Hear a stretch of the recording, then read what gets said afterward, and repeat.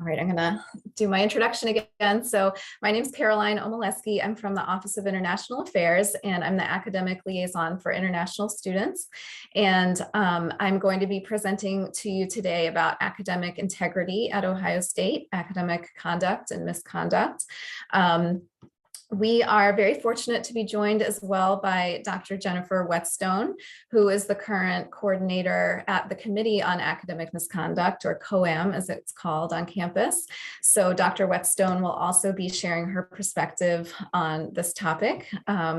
So we will go ahead and get started. I'm going to share my screen. Actually, before I do that, I think maybe I want to take a quick poll of just who we have with us today. So if everybody could maybe tell me in the chat whether you are a graduate student or an undergraduate student and what your field of study is.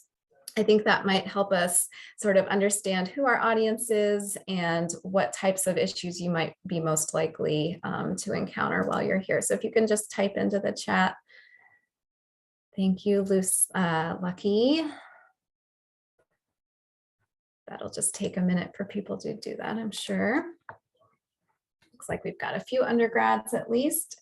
I also recognize some graduate student names, I know. And I think the information that we'll be covering really will apply to any student at the university. So don't worry about that. More undergrads than I expected, actually. All righty, thank you everyone for participating. I will go ahead and share my screen.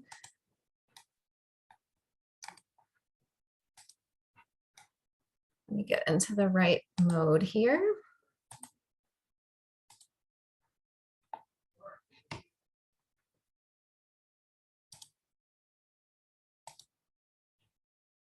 Okay, let me know if you're not able to see that or if the view is off somehow. I've gotten pretty far into presentations in the past with not the right screen showing. So, all right, I see a thumbs up. Thank you very much. All right, so we're going to talk about expectations and resources in regards to academic integrity. So just to start out, and I am going to ask for some audience participation as we go along in this presentation. So when you hear academic integrity, when you maybe saw that as the title of this workshop, what did that mean to you? And if you don't mind actually turning on your microphone and saying it out loud, that would be great, because it's a little hard for me to check the chat when I'm sharing my screen. So if anyone is brave enough to maybe hazard a guess on what we're talking about here, academic integrity. Practice those class participation skills. Caroline, as I hope someone joins us and speaks up and uses your voice, and throughout the rest of the presentation, I can also help monitor the chat window. Thank you, I appreciate that. And I should have given you a chance to actually introduce yourself as well. Would you like to say anything about your office? And we will cover that a little bit in the presentation too. Sure, I'd love to. As Caroline already introduced me, I'm Dr. Whetstone, and I've been with the university teaching in the College of Pharmacy for like the last 17 years, and just recently joined the Committee on Academic Misconduct. And so basically our office, when academic integrity expectations are not followed, we interact with the students and help them through the process that ensues after that. So I really appreciate all of you coming today to learn about academic integrity and what it means at Ohio State. And I look forward today to answering any questions. And I really hope you guys participate, because that just makes the conversation so much better today. Yes, great. Thank you so much. So what are we here to talk about? Is it related to ethics regarding the academic activities, what we do at the university? Yes, absolutely. Ethics. Anybody else want to throw out some words or definitions or what comes to mind for you? Like being responsible of your academic work. Yes, perfect. That is exactly right. I think I might even have that on my slide here, if not in those exact words, but yes. So the word integrity, what that word means is, if you look it up in the dictionary, being complete or undivided. And sort of in this context, that means not compromising your moral code, something that sort of hangs together. So in the academic context, that means being honest, taking pride in your work. And just like you said, Raneem, taking responsibility for your own work, doing your own work. And of course, the flip side of that is not cheating or helping others to do so.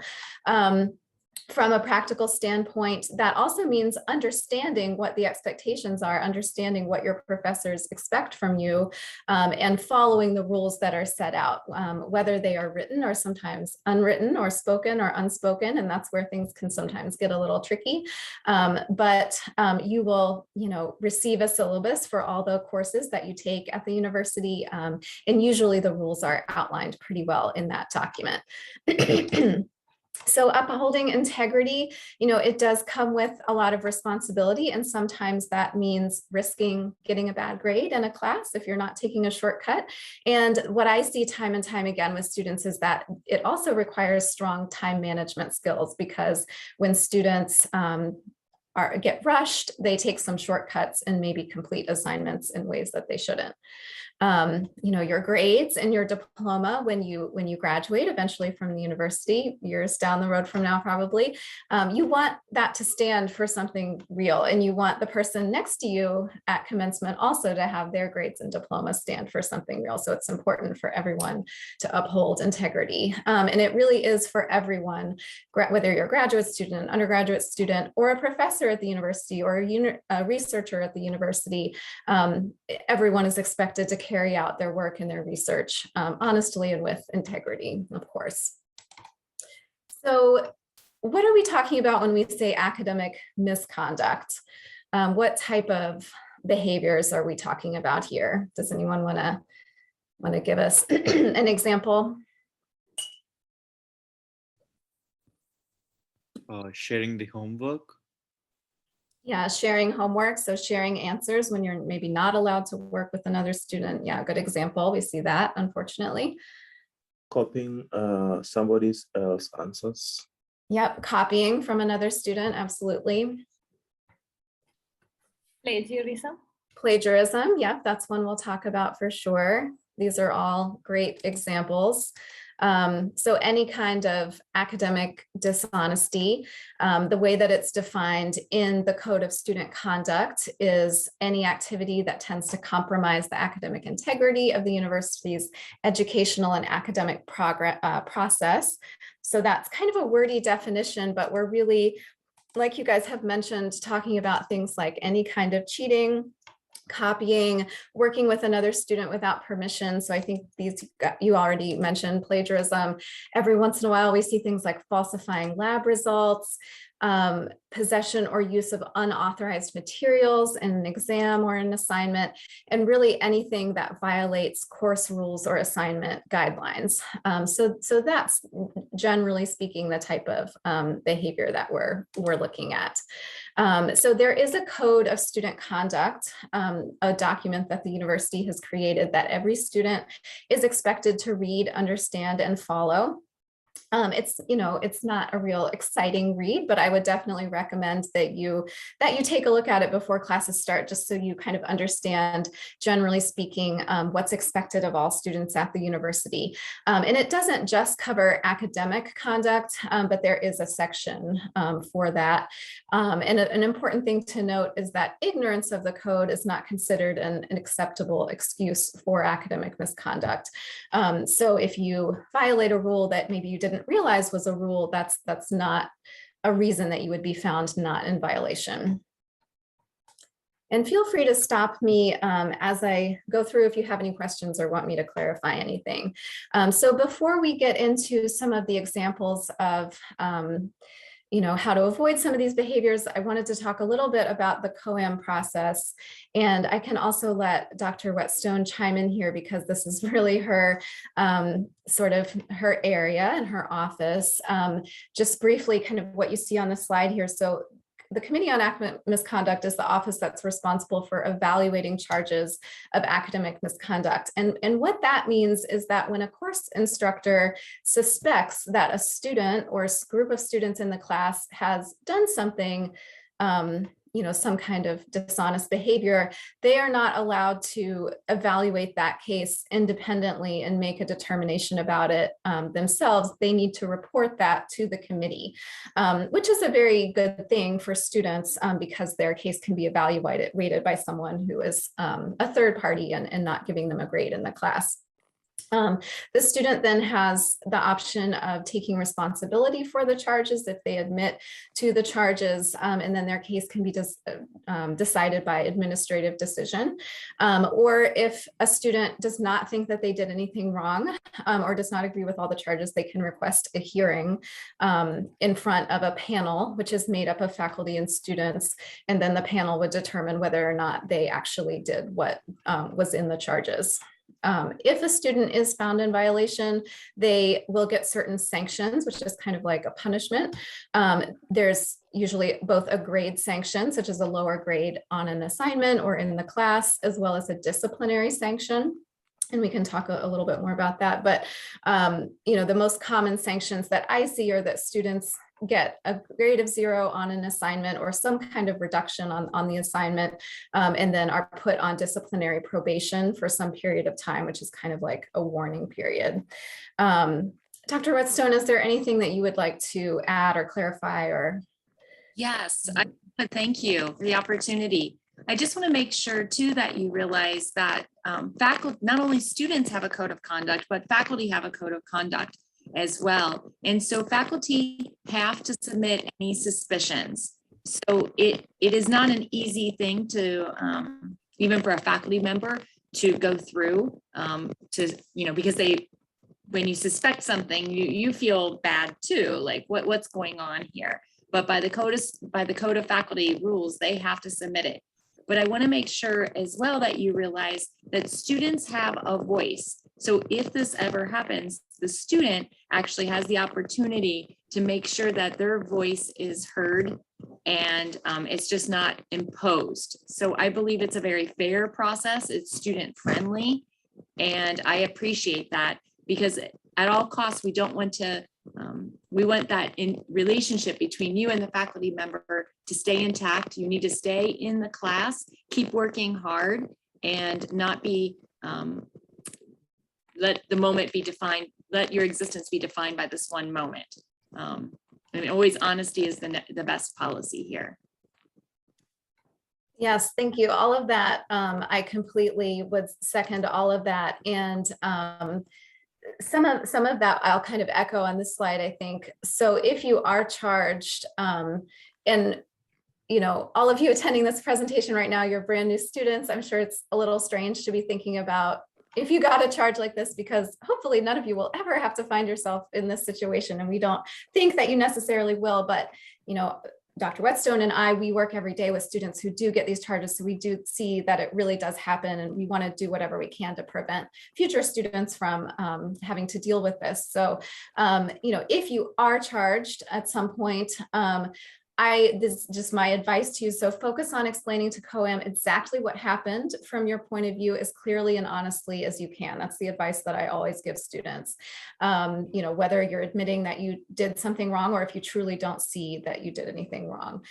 You can contest the charge. Sometimes students think that the deck is already stacked against them and there's no way that they can sort of be found not in violation. But I work with lots of students who are completely absolved of their charges. So you can contest it. Don't accept responsibility for it if you don't think you're in violation. And also know that there is an appeal process. So if you don't think that the outcome of your case was fair, that the case wasn't handled properly, there is an opportunity to appeal.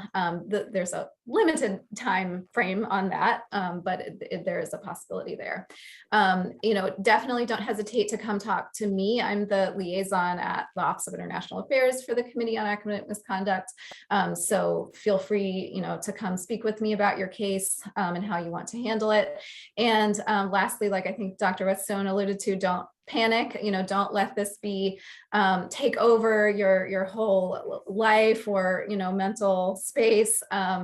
It's something that can be gotten through, and it is stressful, but I think it's just a process, and it doesn't have to be the end of the world. And I'd like to add one more thing in that. First of all of you obviously care about academic integrity because you are here wanting to know more. And I would say the students that I interact with that have charged them for misconduct, there's not students don't intentionally try to deceive or do this, but sometimes they're just unclear of what are the guidelines for assignments. And so it's very important, as Caroline already mentioned, is to make sure that you read your syllabi and read all assignment guidelines to not put yourself in this position. Because obviously you're here and you care and you want to do the right thing. Right, absolutely. I mean, I would say that most of the students I meet with about their charges, the student either didn't realize they were doing anything wrong or just didn't realize kind of what the expectations were in an individual class. So it's not that someone is always intentionally being dishonest. I do want to emphasize too that most of you are probably in F1 or J1 status here in the US, and your academic and your immigration record are linked. So if something gets in the way of you being able to continue in your program as a full-time student, either because you're suspended from the university or, in very worst case scenario, dismissed, our office has to take action on your F1 or J1 record to transfer it out to another school or to terminate that record, and you have to return home. So unfortunately, every year I do work with probably 3 or 4 students who have a suspension due to a CoAm charge, usually when they've had maybe 2 or 3 cases with CoAm. And those are always kind of heartbreaking situations because that person's academic program is interrupted, and it's just very difficult. So keep in mind that it's not just impacting you academically, but your status in the country is also bound up in this as well. So I want to talk for just a moment. We're going to focus a little bit on a few of the more common charges that we see, especially with international students. And the first one is around collaboration. So when do you think it would be okay to work with friends on an assignment, whether it's a homework or anything really? When is that okay? It's like a group project. Right, absolutely. So if the instructor has specifically assigned a group project, obviously you are intended to work together and collaborate. Yep, good example. Any other times when you think it would be okay to work with friends or classmates? When preparing for an exam? Possibly. Yeah, I think and I think that there's sometimes it's not totally clear cut when it's okay to study for something like an exam with friends and when it's not. I think as long as, actually, I'm going to go back here for a sec. I think as long as your instructor has indicated that it's allowable for you to work with other people, then it's okay. And if you're ever not sure, I would say check with your faculty first and see what their expectations are. I think for most assignments, the default is that you will work independently, but there are situations where it would be okay to consult with someone else in the class about how you're supposed to do an assignment, but you will want to be a little bit careful with that because sometimes students get a little bit too much help from friends. If it's something like preparing for an exam, I mean, a lot of times students will form study groups and quiz each other and that kind of thing. And usually that's fine as long as you're not actually doing work together that you're going to hand in that was supposed to be independent work. But just keep in mind that because, like it says here, I think American academic culture, we do tend to value originality and individuality. So instructors really are expecting you to hand in all your own work unless they specify otherwise. So another area where we see sometimes students run into trouble is with like group chats, like a group me, or I forget all the different names for the programs that are out there, but when everyone in a class gets on one of these chats, sometimes a little bit too much information is shared, and then everyone in the chat potentially is at risk. Dr. Whetstone, is there anything you want to add about that? Yeah, thank you. The other one is WeChat. We see, I think it is so important to not assume that you could work with someone on an assignment, because what I see is maybe there was a group project, and then the next project that you think, hey, it still says a project, so I could work with a group on the last one, so I must be able to do it on this one as well. And an instructor could verbally give you instructions or written, or they just assume like, you know. So in one class, your projects were in a group, and then in the next class, they call it a project. So you assume it must be a group project as well, and it's not. And they don't say anything, but they just assume you're working independently.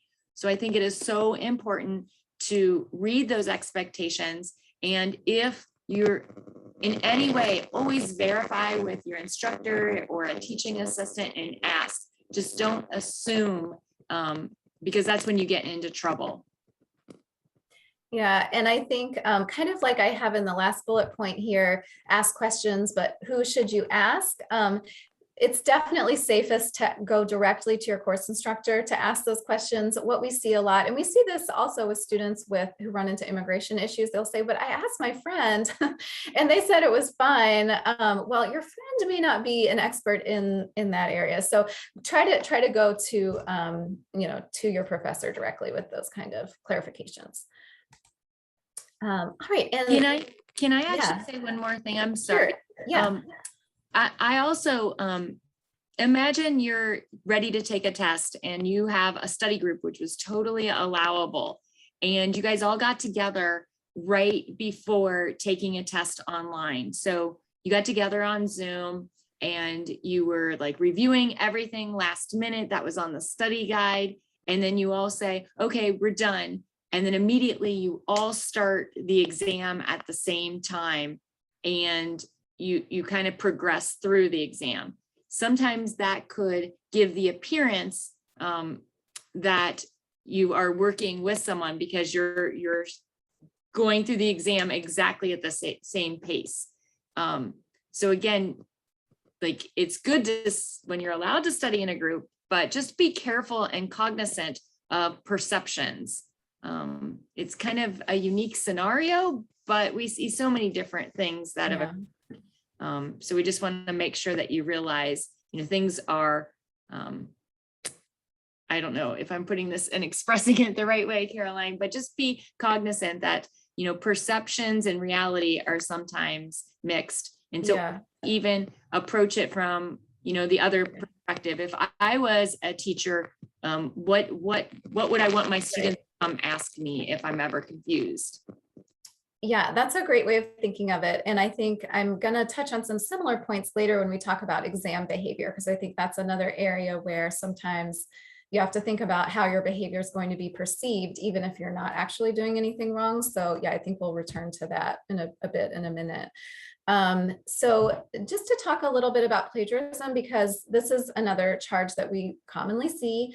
And it's an area where sometimes I think, especially students who are coming from a different educational background, maybe haven't gone to the US, a US institution in the past, you just may not be as accustomed to the way that we format things here in regards to source citation and that kind of thing, and it can get students into trouble. So I should have asked you, so what are we talking about when we say plagiarism? What does that mean? I know one of you brought it up earlier as an example. What is plagiarism?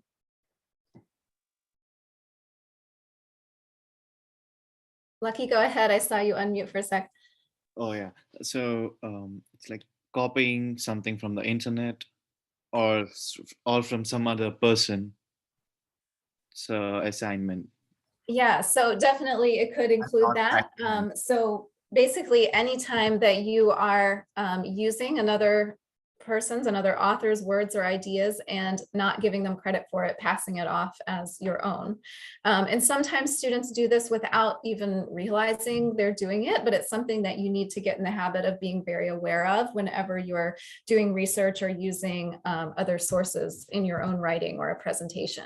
So when you're preparing a paper or any kind of written assignment that you're handing in, if you are using a direct quotation from another source, and it doesn't really matter what that source is, whether it's a book or a website or anything really, if it's a direct word for word quotation, remember that you have to put quotation marks around that cited passage. And you also have to acknowledge who that author is. So just as an example, let's say that you were maybe in a, I don't know, a zoology class and you were doing a paper, a research paper on pandas, and you found this article that discussed panda behavior as a way that you could cite your source. You would start off in your own words saying the research of Liu and his co-authors has found that, and then this is the direct quotation. So you put that in your quotation marks. Giant pandas likely select bamboo groves with higher bamboo biomass while avoiding steep slopes, etc. So this shows clearly where that passage came from. You also have the parenthetical citation there at the end. And different disciplines have different formats for how they like for this to look. So make sure that you know for your major or your field what sort of school they fall under, and your advisor and your faculty can help you with that. But the important thing is that you are not inserting writing into your own writing that comes from somewhere else and making it look like it was something that you wrote yourself.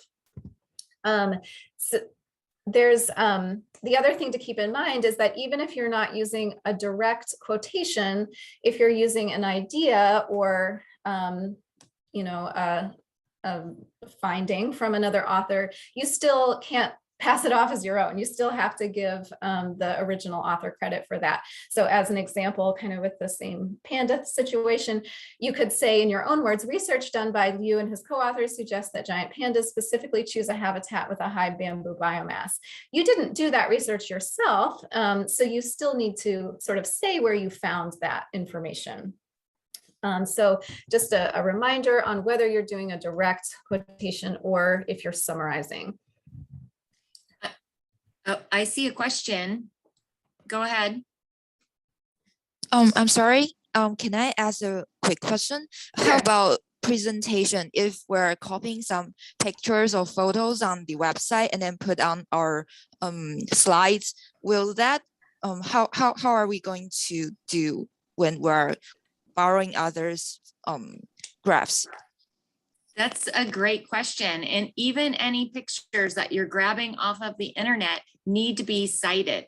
And so I just put into the chat that a website that you can type, it's the library system here at OSU, library.osu.edu, has on the bottom of their page a place that you can read all about citation guides and what are the ways to properly cite, depending, because there's, like as Caroline said, many different ways you might have to do APA, MLA, there's many different ways. In science, we do things differently as well.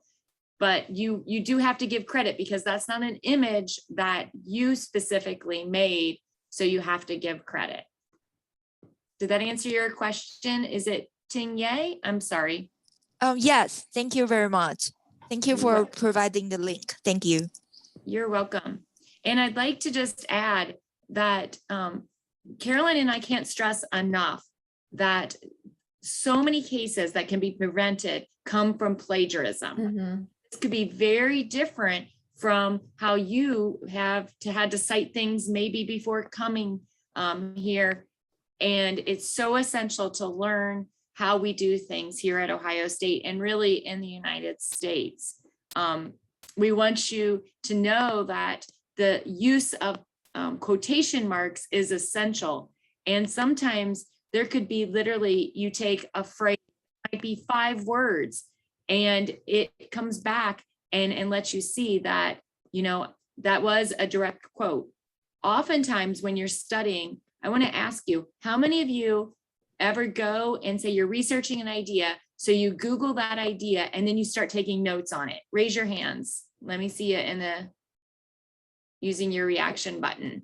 Do you ever take notes and write down phrases? Now, when you write down those phrases, thank you, I see some. Do you ever put quotation marks in your notes to make sure that you know that wasn't your own words? Probably not. I know I just write down things verbatim when I'm taking notes. Get used to writing quotation marks in there so that you don't actually, like, imagine you researched, you wrote down the exact phrase and a definition, and then later when you were writing, you just, hey, here's my notes, and you just start typing that up and forgetting that you made a direct quote in your notes. And so now you're doing that direct quote into your paper and you don't even know what the source was. So that's very unintentional, but it's still plagiarism. So be very careful there. Does that make sense? If I can get any feedback in the chat. And it looks like we have some hands up for some questions. Lucky, you're up first. Yeah, I was having a question. Let's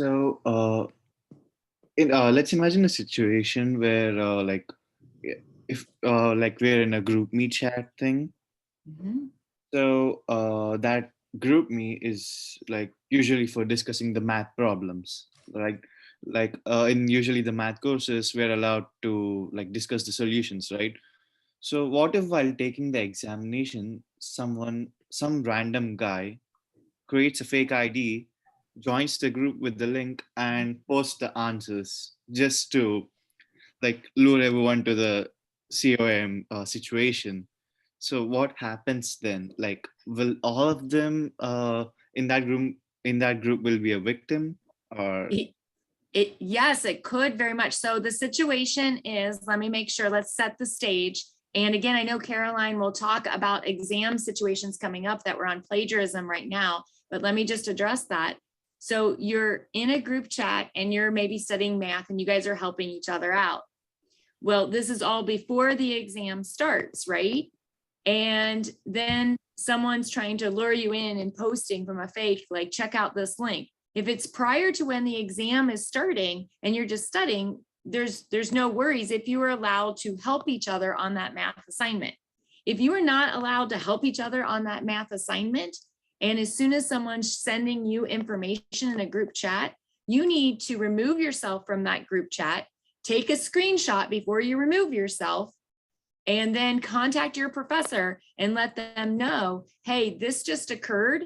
I was part of this and I'm letting you know this conduct occurred and I am not wanting to be part of it.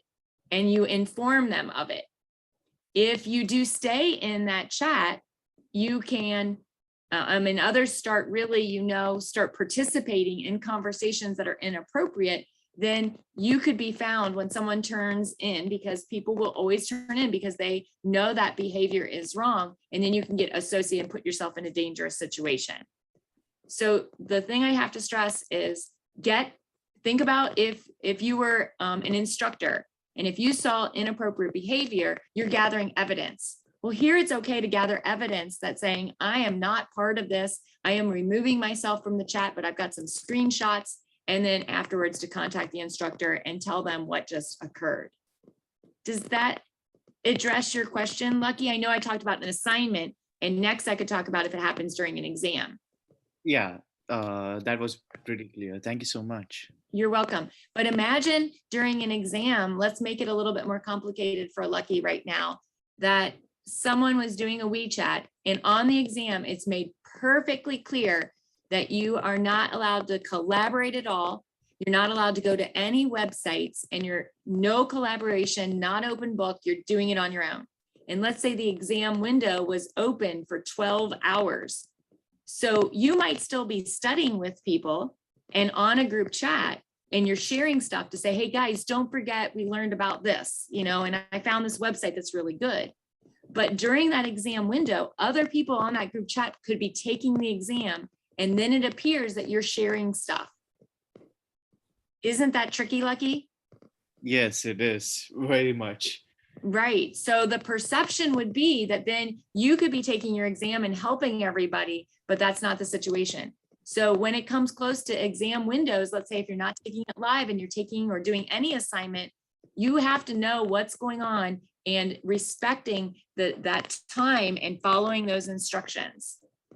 And don't put yourself in a position to get caught in a sticky kind of situation. I'm sorry to take so much time. No, it's good because this is exactly the kind of thing where we see students run into trouble. And, you know, I think a lot of times students, especially in this online environment, when everyone is taking exams online, and we've seen obviously in the past, year or so much more of that. Sometimes it's kind of new for everyone. So we're figuring out sort of what's allowed and what's not, and what's going to look strange or what have you. Now, there's one other thing Caroline mentioned with plagiarism, and here she's giving examples of taking, words. Think though, I see some of you are CSE majors or some engineering. Let's say computer code. Could plagiarism ever occur in computer code? Sorry, I didn't get that. Can you repeat it? Could you ever do plagiarism by copying someone's computer code off the internet? Yes, that could possibly occur. Yes, so that's one thing, that plagiarism or copying someone else's work isn't just words per se when we're writing a paper. Plagiarism can also occur when you're copying someone's how to do a math problem from Chegg, that when it tells you you're not allowed to use outside resources. How to copy computer code when you're like, oh, well, I only took that one line, but when the assignments say you're not allowed to use any sources online or look at anybody else's code, and you've got that code that matches from some other source, that can put you in a sticky situation as well. So I just wanted to add that it's not just oftentimes words that can be copied. Yeah, that's a great clarification.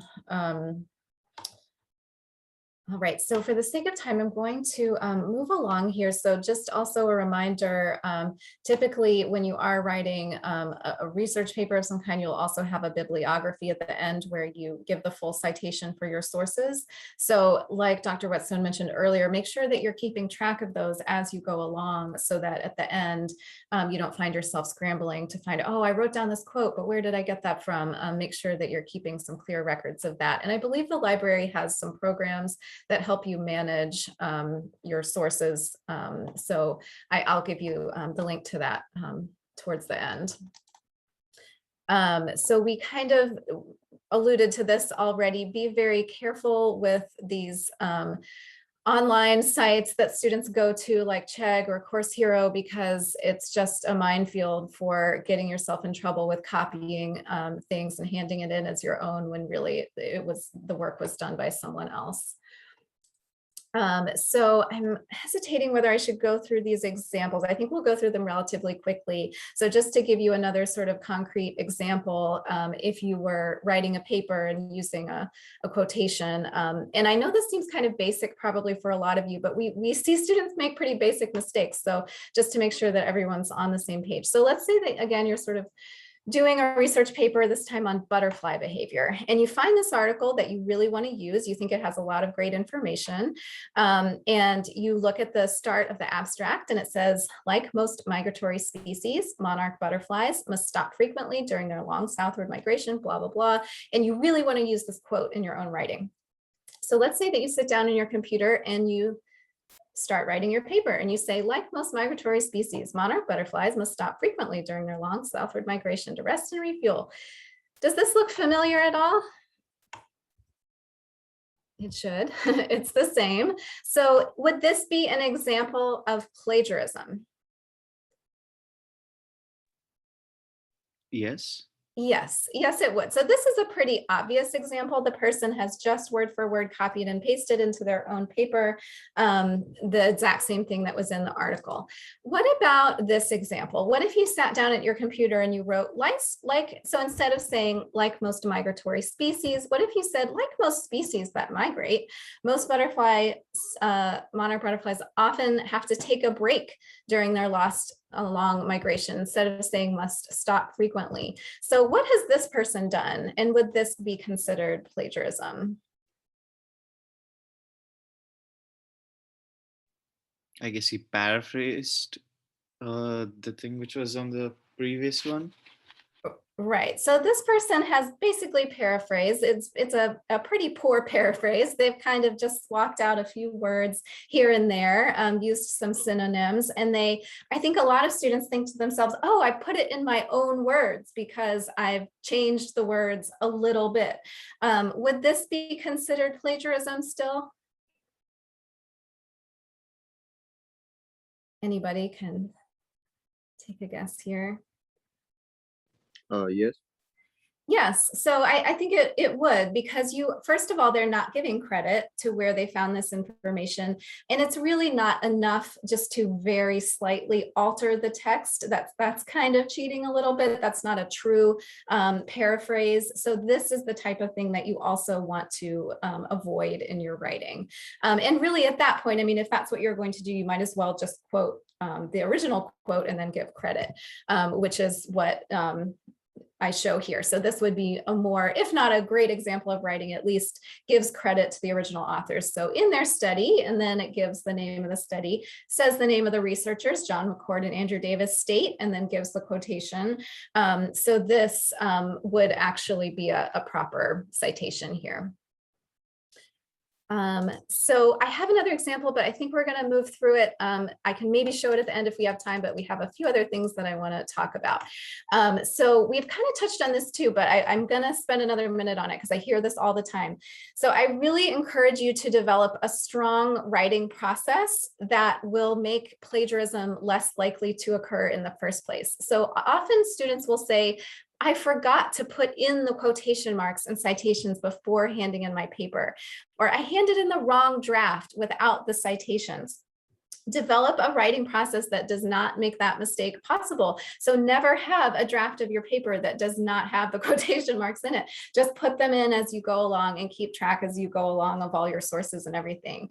I can't emphasize enough how important that is, because it is easy, especially if you're scrambling at the last minute, to maybe upload the wrong thing. So make sure that you never have a draft that doesn't include all of that information.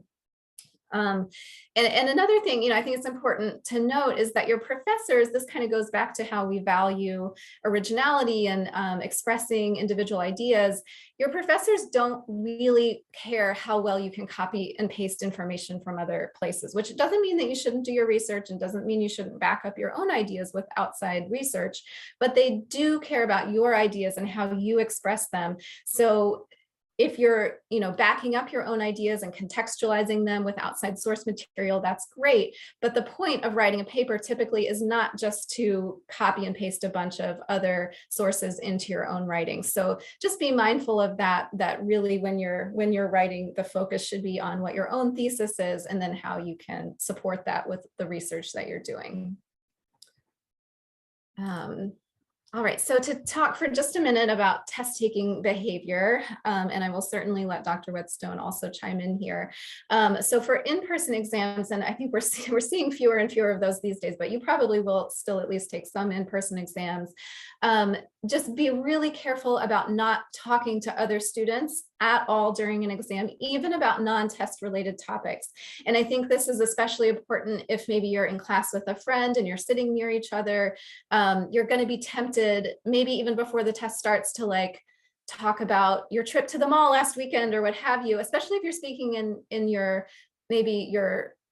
native language and the proctor of the test can't understand you. They might assume that you're sharing answers when really it's something completely innocent. So it kind of goes back to that idea of, is your behavior going to look suspicious even if you're not doing anything wrong? Also, don't write anything on your body. Even if it's just your grocery list or what have you, someone can see that and assume that it's answers to the test. Don't interact in any way with your cell phone. We have students who will say, oh, but my grandfather's sick and I wanted to check if I'd had any texts about his status. Just turn off your phone during the exam, check it when you're done, because we have people who, even if they are just looking at a text from their mom, it's gonna look like they're looking up, an answer potentially. And keep your eyes from wandering. Sometimes we'll see cases where students are maybe just thinking and they're staring off into space, but it looks like they're looking at other people's papers. In an online exam context, which might be a little more common these days, don't switch in and out of the Carmen quiz page because it can look like you are maybe looking up information and then going back in. Open book, this is a big one, does not mean that you can look at any online materials. So make sure you know exactly what sources your professor is okay with you accessing while you're taking an exam, which might be none, or it might be just the textbook, but make sure you're really clear on that. Make sure you have a stable internet connection before you start. And I know that that's easier said than done sometimes, but if your internet cuts out in the middle, that can cause issues for you with restarting. So be mindful of that. And then sometimes we see students who will panic halfway through an exam and will just close out. And then we'll start it back up again after they've maybe done some more studying or something, and that's definitely not allowed. So just try not to do that either. Any questions about that kind of thing?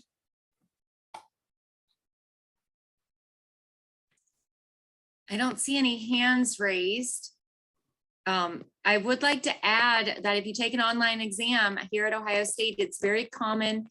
Carmen, of course, is our online classroom management tool, and within there, you can have exams that are proctored via some software called Proctorio that actually records your keystrokes, records a video and audio of you taking it, and will even have you scan the room to let them see what's around you. And so when you're taking it, I know I always tell my students, just, we have a tendency, just like if you're taking an exam in person, you might have your eyes wander.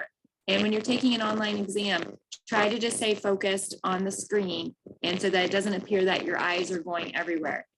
Sometimes we all have, like, when I'm thinking, I learned a long time ago to think, and I just look up so that, I could show, there's nothing on my ceiling.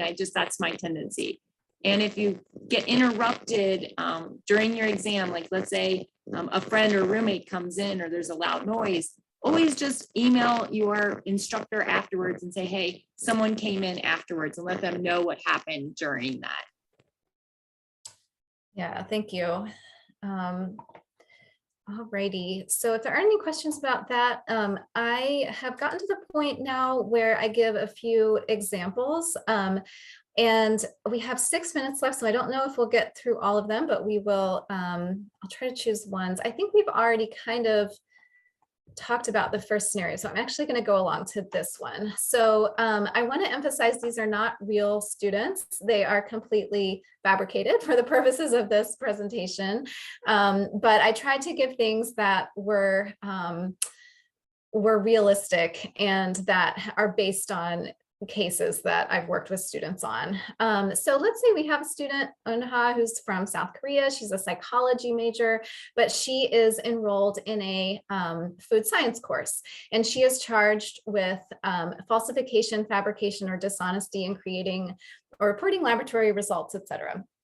So I'm actually going to go out of my presentation for a minute and bring up the little scenario. I'll read it to you, but I'll also put it on the screen so you can see. Maybe, I wonder if there's a way for me to try not to look at the surrounding text. I'm just going to read this part in the middle here.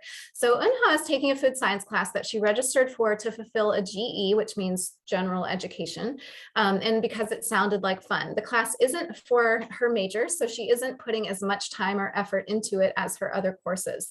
For one assignment, the class must eat pieces of fruit over the course of 1 week and analyze how the taste changes as the fruit ripens. Sounds kind of fun. They are supposed to take a picture of the fruit to go along with each analysis, but Eunha doesn't remember about the photos until the end of the week, even though she did eat the fruit samples all along. So she searches the internet for pieces of fruit that might be similar to what she needs and includes those with her assignment. It's pretty obvious to her professor that Eunha didn't take the pictures herself and reports the case to CoAm. So maybe raise your hand in the reaction if you think that Eunha should be found in violation of the Code of Student Conduct.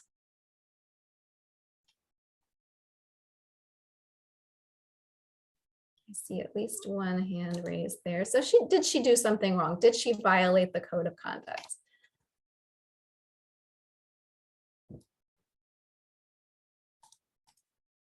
So a couple people think so. I don't see as many hand raised as I would have expected here. So do you think she'll be found in violation?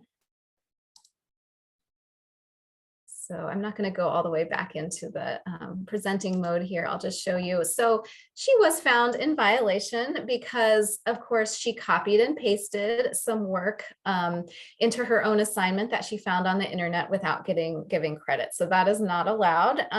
So for a case like this, we might see someone given sanctions like being put on probation for a year and failing that assignment, and also maybe a further reduction in the final course grade by a third letter or something like that. So the thing that I want to emphasize about this example is that oftentimes when students are taking a class that's not in their major, or they think it was kind of just for fun, they don't take it as seriously and don't think that it's as important to uphold academic integrity. I see this with students taking yoga classes, all kinds of things. So just know that even if something isn't in your field, even if it's a class you registered for just kind of for the heck of it, you still have to follow all those same rules. All right, I'm going to do one last example and then we'll have time for a few questions. So here, I'll show you first. We have Meng. He is from China. He's a marketing major, but he's taking a history course and he is charged with plagiarism. And here is our scenario. So for Meng's history class, he must submit a final research paper worth 50% of his final course grade. He's feeling stressed about some things in his personal life. His parents are currently getting divorced and his grandfather just passed away. So he's having trouble concentrating on schoolwork and has not left himself much time to work on his paper. Meng is writing about Europe in World War II, and online he finds a transcription of a speech made by Winston Churchill in 1944, and he wants to quote it in his paper. He copies and pastes the passages he wants from the internet into his paper, puts the passage in quotation marks, and says that they're from Churchill's speech. But he doesn't make a note of the website where he found the speech, so he doesn't give the link either in his paper or in his bibliography. Meng's professor reports him to CoAm. Meng doesn't see what he did wrong because he could have found a copy of the speech anywhere. He just happened to find it on that particular website. So what do you think for this one? Do you think that he should be found in violation? Do you think that he did anything wrong? You can either put it in the chat or raise your hand again if you think that he committed plagiarism. Or if you want to say anything out loud, you can too.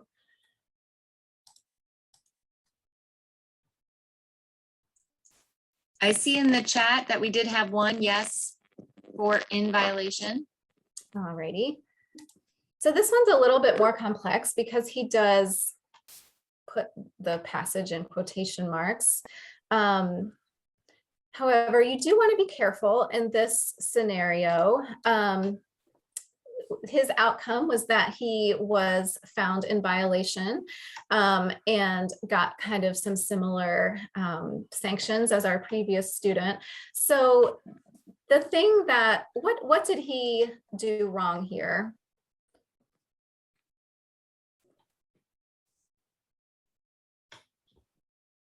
Where did Meng go astray?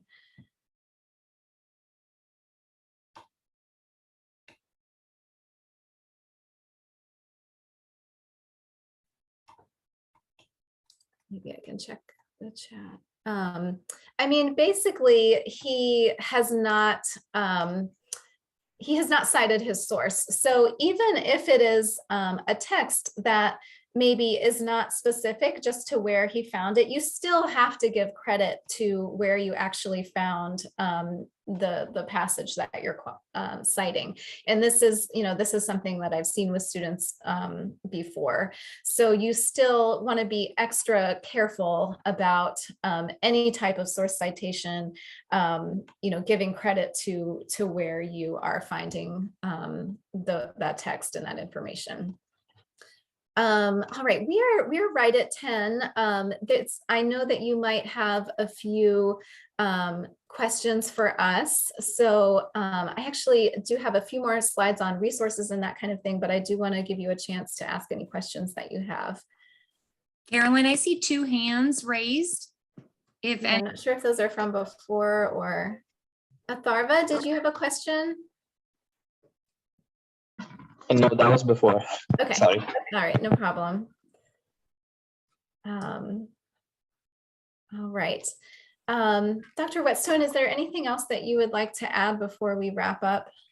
I think you have done an amazing job really spelling out to let students see how these situations and these examples seem, you know, they're important examples to show because this is reality. Mhm, mhm. And you can see that these students didn't really intentionally think that they were Right, doing yeah, wrong, yeah. which is why it's so important to ask and plan ahead and just understand how little things can be interpreted. And we want to always act with integrity. So thank you very much, everyone. And if you have additional questions, you can always reach out to Caroline or myself, and I'll put my email in the chat.